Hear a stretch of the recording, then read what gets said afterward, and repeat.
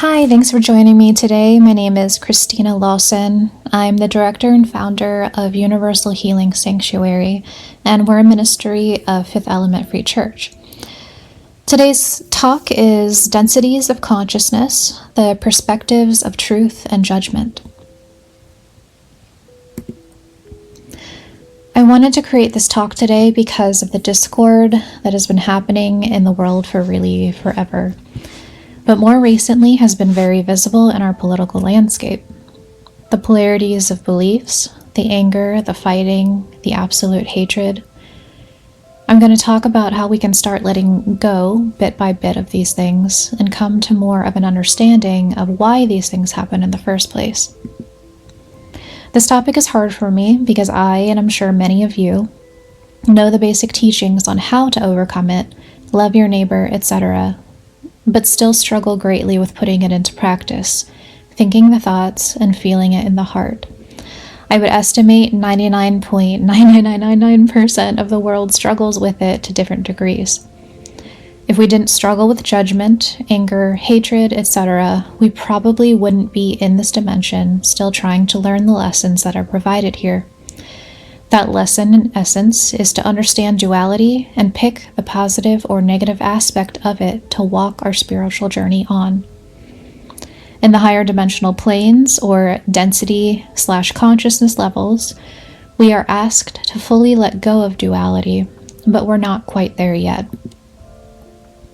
It's been a hard experience in working through the paradoxes of what I perceive as right and holy, and fighting against what I deem evil, and then coming to the understanding that the other side feels exactly the same way that I do, but coming from their perspective. Having also gone through many iterations of my beliefs on religion and what God and the spirit world means to me, I find myself being a little softer in the understanding that beliefs should change and evolve over the course of our lives. For many of us in the past, we thought we knew it all and thought we were right, and we preached our perspective loudly, just to look back and sometimes laugh or cringe at what we perceived as truth, versus what we now perceive as truth after learning more. But it was truth to us back then, and we needed that belief at the time based on our own experiences in order to make the bridge to the beliefs we now hold. And in the future, we'll probably look back at where we are today and feel those same feelings as we do about our past selves. So it's always a good idea to rein our perspectives back in every once in a while and review the higher perspective and honestly just chill out. Again, this is a huge message to myself as well, as I tend to get pretty hot-headed in my beliefs, so no judgment here. In our ministry, Universal Healing Sanctuary, we have been doing a book club reading of A Course in Miracles, which is a channeled work of Jesus the Christ. He goes over the topics of the ego, perspectives, non-judgment, etc. It clarifies many misunderstood scriptures that have been understood in our modern day through fear, and he clarifies them in a way that teaches more love.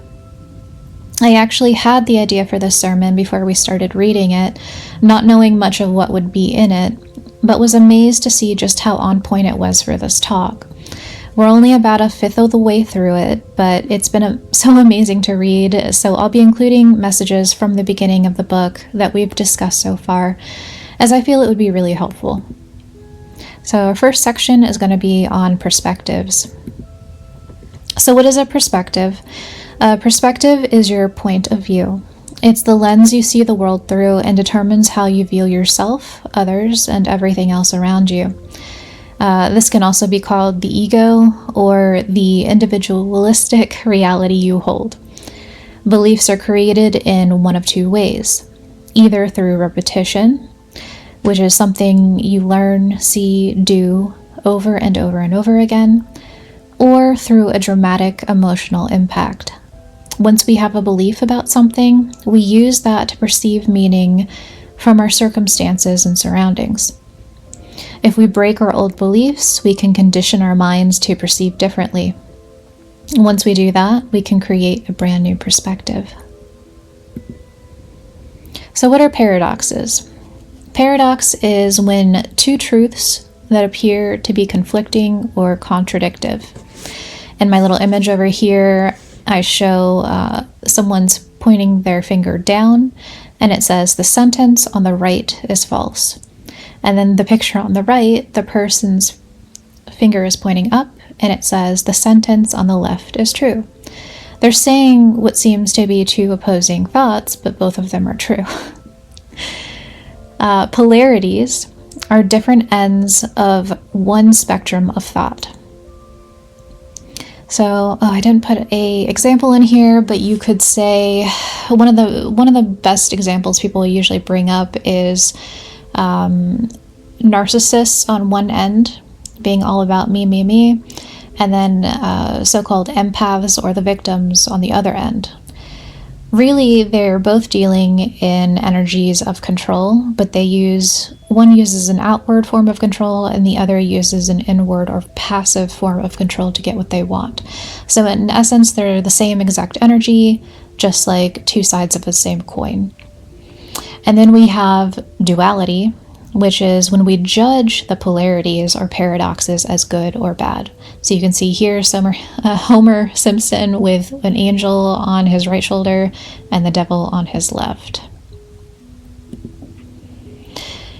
Polarities and duality is energy swinging from one extreme to the other. This creates the chaos or catalyst that keeps us growing and evolving as a species, because being uncomfortable is what gets us to make a move and create change. This is, however, only needed in lower consciousnesses when we are still in a state of learning. This is why so many high-frequency spiritual teachers have come telling us of a different way, a middle way. They teach us that we can realize that everything is an illusion, a thought of God, and there is a purpose for the light and dark side of God, or the universe, if you want to call it that, to exist. Then we can let it go and just be, understanding it is all going to be okay and that it's all divine and has a purpose. So in my little infographic, you can see the middle way of Buddhism.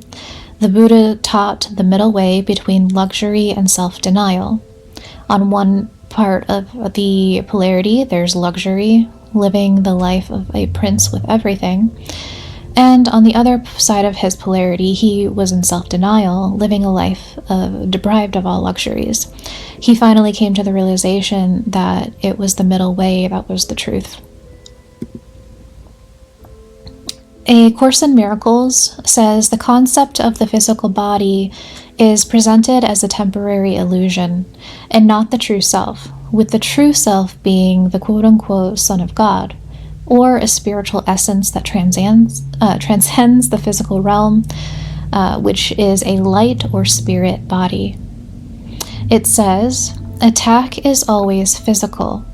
When attack in any form enters your mind, you are equating yourself with a body, since this is the ego's interpretation of the body. Loss of any kind is impossible, but when you look upon a brother as a physical entity, his power and glory are lost to you, and so are yours. You have attacked him, but you must have attacked yourself.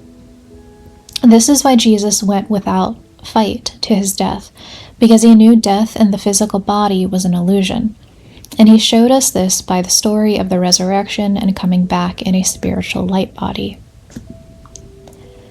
Metaphysicians see life as one God, one life, with many expressions manifesting in many individual bodies. These bodies, however, are known to be illusions.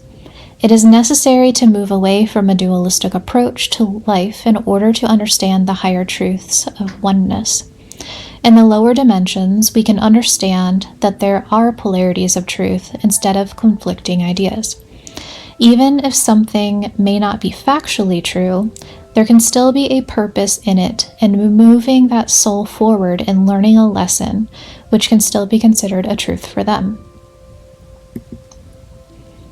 A Course in Miracles says, when the Bible says, judge not, that ye be not judged, it means that if you judge the reality of others, you will be unable to avoid judging your own. Why is this? because at the highest level, we are all one. Only the ego sees us as separate. So when we judge another, we really judge ourselves. The ego attacks others as a form of control to keep itself alive. Once we realize we are all one under God, the ego is dissolved or dies, and this is the one thing the ego does not want. It wants to live. In my infographic here, you see the finger pointing out with 3 fingers pointing towards yourself. So there are 2 types of truths. The first is absolute truth, which is the unchanging universal truth or principle. Absolute truth always is. This is the truth of God. And then we have relative truth. This is when a person consciously accepts, or what they consciously accept as truth. It occurs at the point when a person consciously swallows a belief. And this is what the majority of creation, humans, entities, that's what we're all working in right now. There's a quote right here that says, "Nobody in the world possesses absolute truth. This is God's attribute alone. Relative truth is all we know. Therefore, we can only follow the truth as we see it. Such pursuit of truth cannot lead anyone astray." Our next section is spiritual bypassing.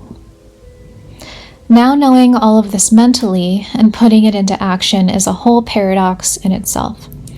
I recently had it out with the universe, or God, crying and getting mad at how none of it makes any sense. How can I stand up against what I perceive as evil and harmful and also ignore it and just be okay with it? Isn't this spiritual bypassing?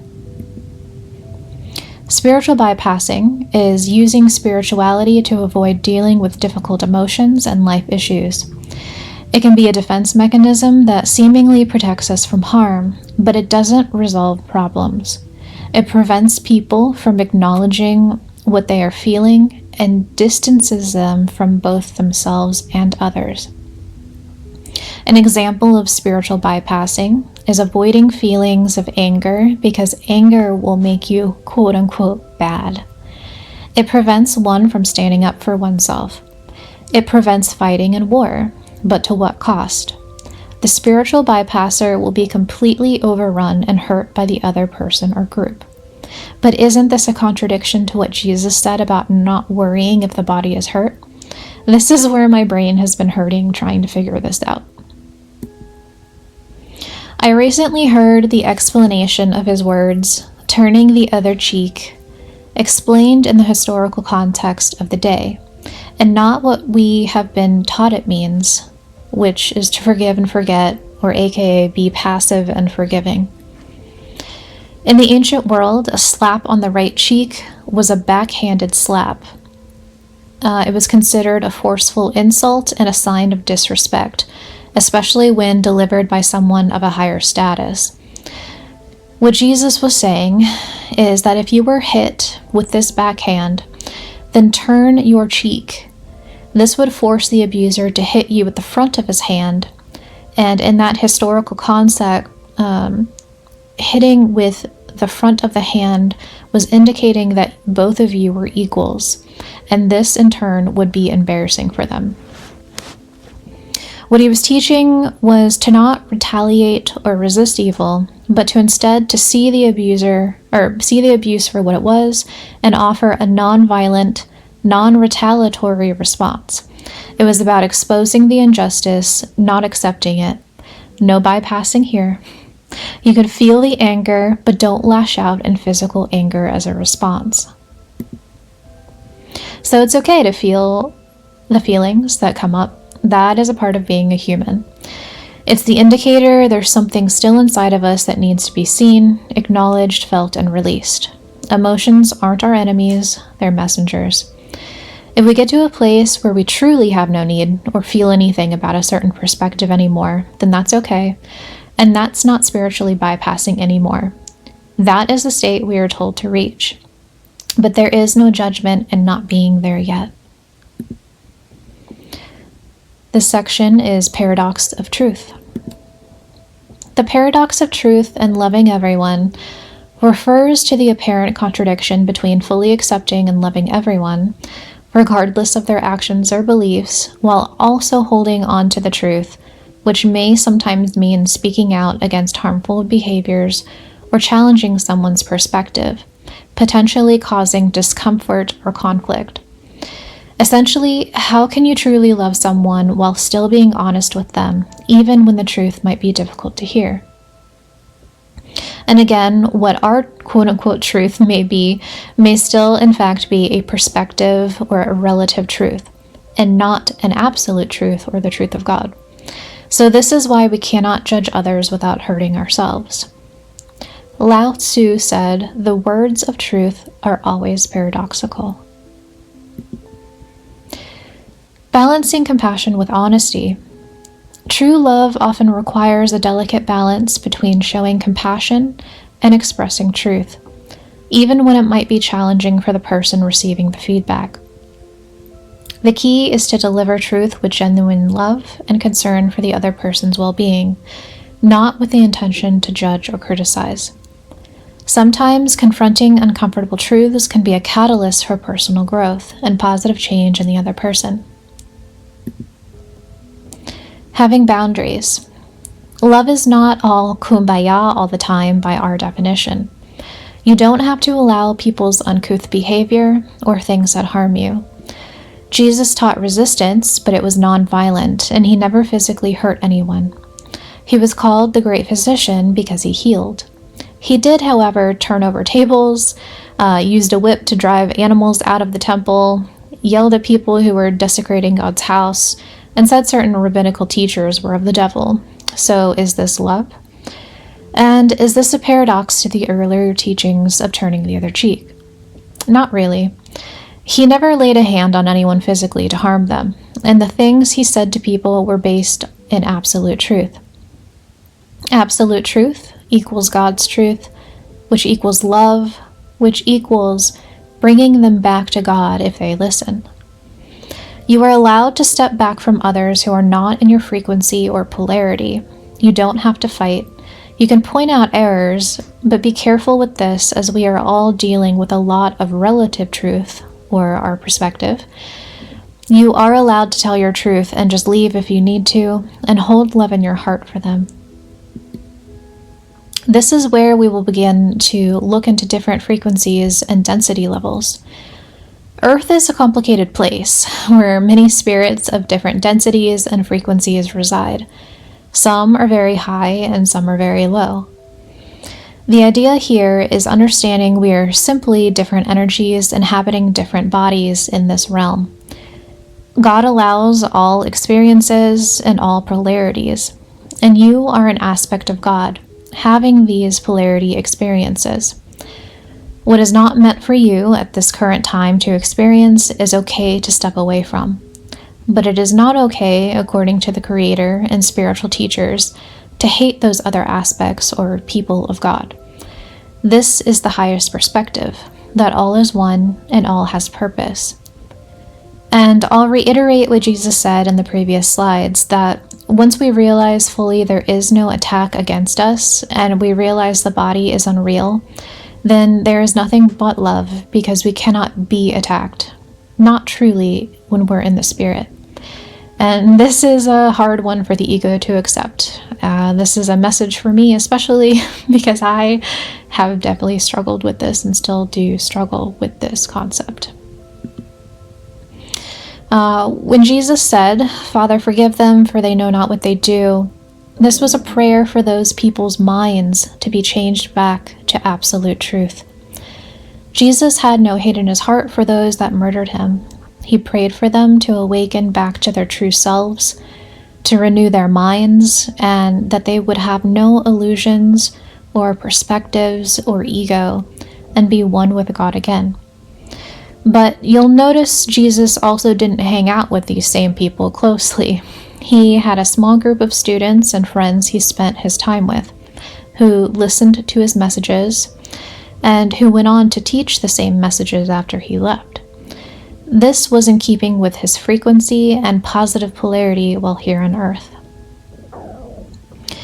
These infographics over here say, sometimes to follow in the footsteps of Jesus is to walk away from others or to let them walk away from us.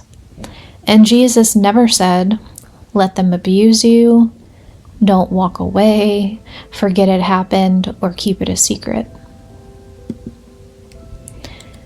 This section is the density levels. In spirituality, density levels refers to different planes of consciousness or existence, often described as ascending levels of awareness, with each density representing a higher state of being. This means moving from a more physical and limited perspective, which is 1D through 3D, to a more refined, non-physical, and interconnected one, which is 4D to 7D. Here are some of these density levels in relation to our 7 chakra system. According to the Law of One, which is a channeling book from the entity Ra, and is one of our favorite spiritual books, there are levels of consciousness that all beings go through. None are judged as right or wrong, but as an evolution up through different paths, each with their own purpose. Similarly, quote-unquote good, which the book calls service to others, and quote-unquote evil, which the book calls service to self, are not judged either. Service to self is in actuality still giving service to others because they are serving themselves, and they are a part of the One, which includes all beings. These beings just don't know this yet. Service to others, on the other hand, creates positive growth, whereas service to self creates the chaos or catalyst for that growth. For example, the biggest growths we go through as humans is usually when we are going through the worst time in our lives. It forces us to make changes so we can stop feeling the sadness, the uncomfortableness, and the anger.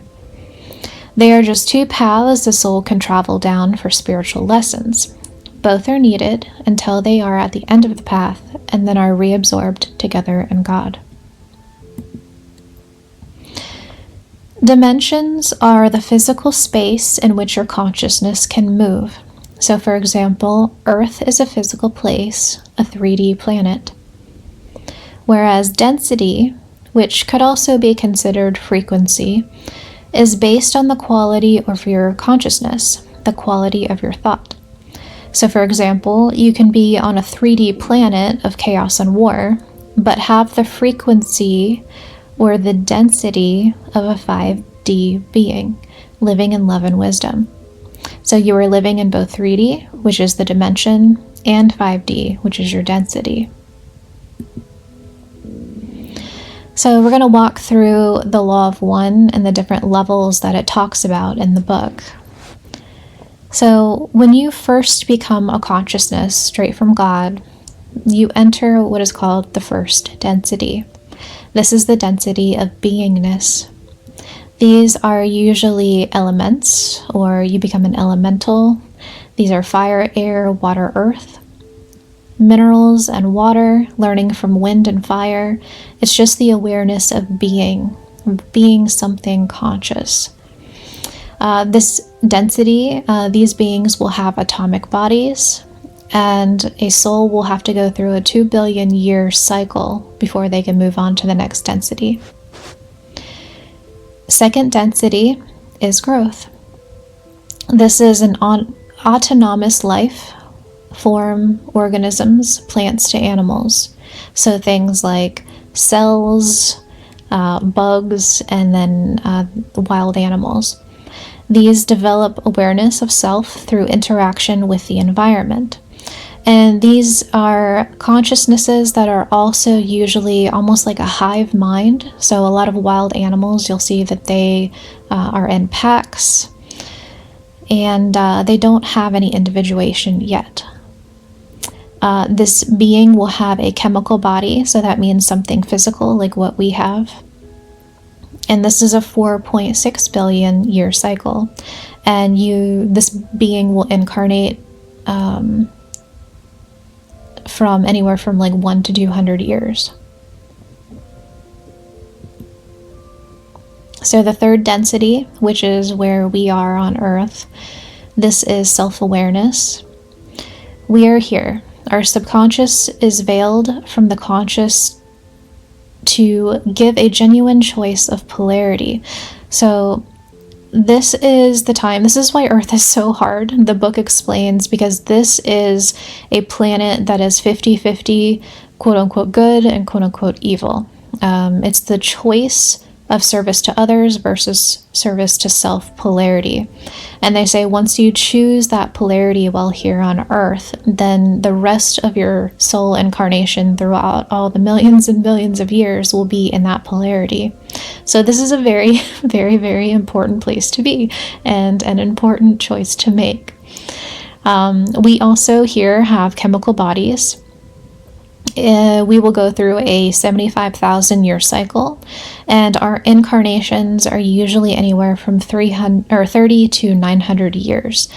So, like in the Bible or other ancient texts where it talked about how humans used to live that long, that's why that says 30 to 900 years for Earth beings.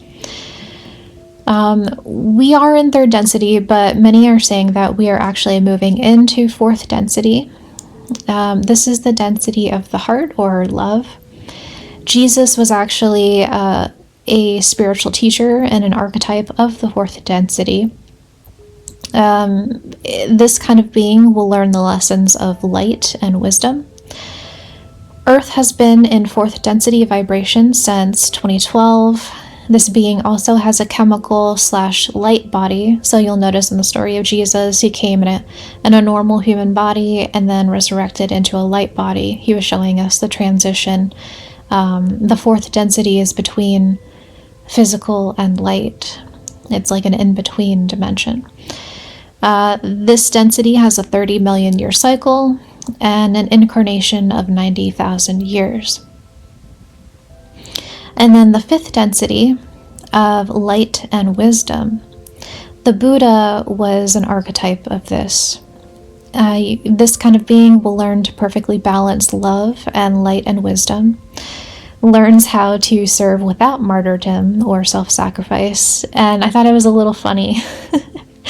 Coming from a Christian background, we learn the stories of Jesus and how he came and martyred, himself to show his teachings of love. And then the book, the love one, kind of laughs at this a little bit and said, that's not really necessary when you get to the higher densities. You don't have to sacrifice yourself to show the lessons. So, I'm just putting that out there. This fifth density body will be a body of pure light. So these are, things like higher dimensional ETs, maybe lower dimensional angels, stuff like that. And they have a 50 million year cycle and an immortal incarnation. At this level, you really only, quote unquote, die when you want to. You kind of just walk through the door, the portal back to God, and then choose to reincarnate whenever you want.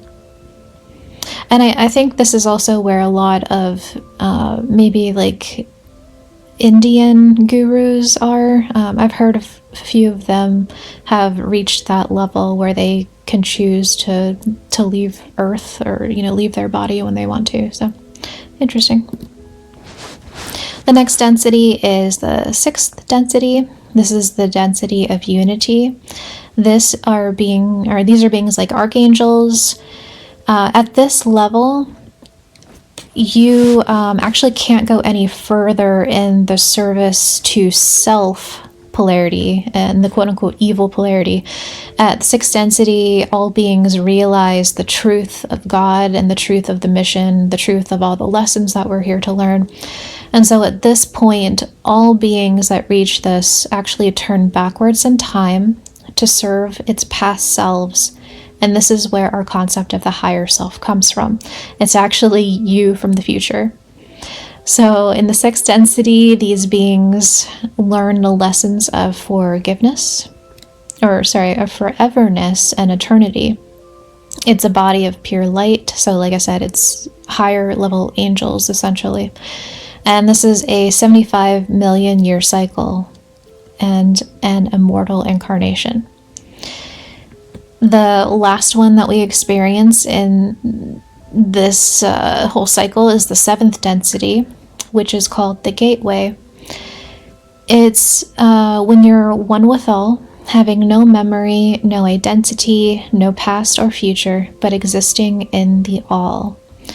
So sometimes when people say they have near-death experiences and then they go to this place of like bright white light and they just lose all sense of themselves and it's just love, I think that that's what they're tapping into, is the 7th density. So in this density, it serves as teachers to the higher selves in 6th density. They have 1 foot in time and 1 foot in eternity. You enter a black hole at the end of the 7th density. So back, I guess, into that like chaos or the womb of creation, you know, like the Bible talks about in Genesis, where it says everything was like dark and black and void. I think that's what that is. It's the chaos of creation. And then, so Ra in the Law of One, he says that, I think they said that they were 6th density beings, so they didn't know too much about 7th density, only what their guides and teachers have told them about it, and they didn't really know much about the 8th density, which is actually the 1st density in a whole nother octave above our entire cycle. So we have no idea how crazy it's going to be up there. But he was explaining that the creation kind of works like 7 chords, the scale of music, right? You have your 7 chords and then it jumps up again to another 7 chords. They're the same chords, they're just on a different octave, right? So he was saying that's how creation works. And we only have the information about the octave that we are in currently.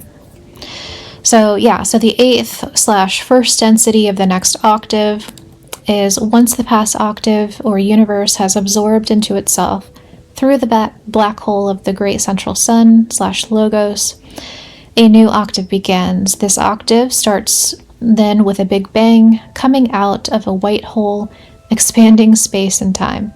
The next octave or universe is unfathomable. So with that, these are my final thoughts. So by now, I hope you understand how the dimensions, densities, and levels of consciousness work. As hard it is for our egos to accept, there is truly no evil on the highest level of understanding, but simply a distortion from absolute truth that is catalyzing us all to learn lessons and to move back towards God. Having the mental realization of how this works and having the actual mental and physical action is another thing, however. It is the biggest step in our reawakening back towards oneness and God. The overall lesson is to live in as much love as we can, because we are all a part of God. We are all experiencing our own truths in relation to our dimension and density levels of understanding, and the lessons we are each individually tasked with. Let's give each other as much grace as we can with God. There is no judgment in how long it takes the soul to go through this evolution. Just know that in the end of the ages, we will all have this realization and perfect action. So enjoy the grand game, and thanks for listening.